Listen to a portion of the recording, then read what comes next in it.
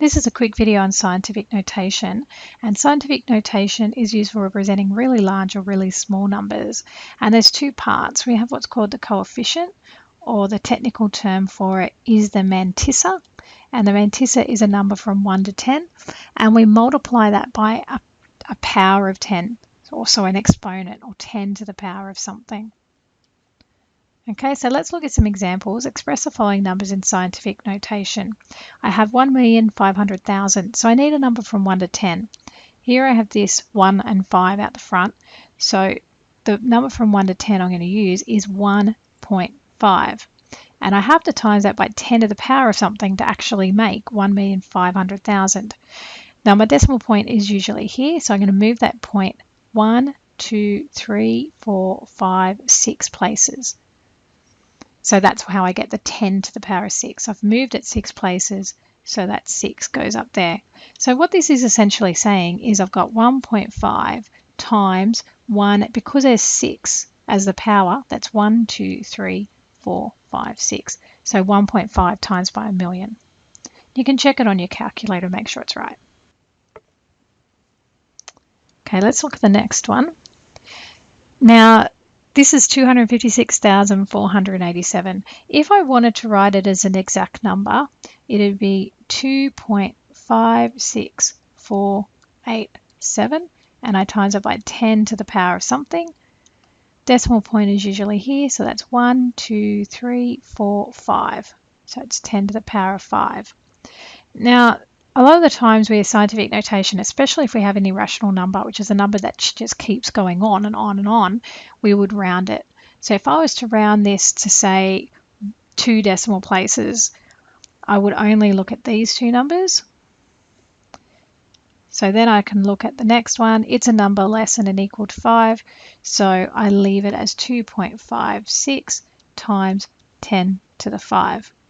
If I was going to write it to 1 decimal place, it'd be 2.6, because this number is greater than or equal to 5, so I round up, times 10 to the 5.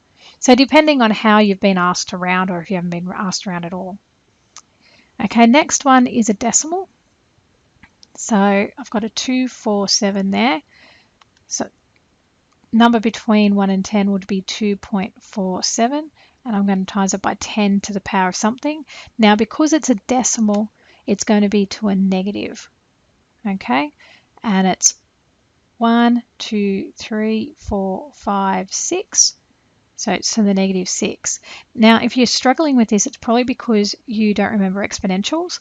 The key here is that 10 to the negative 1 is the same as 1 over 10, okay?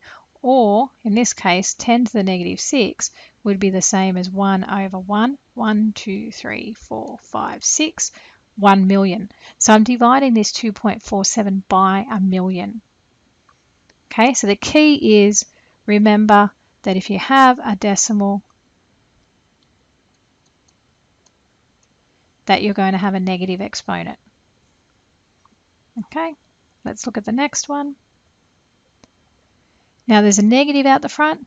Don't stress. That just means your answer is going to be negative.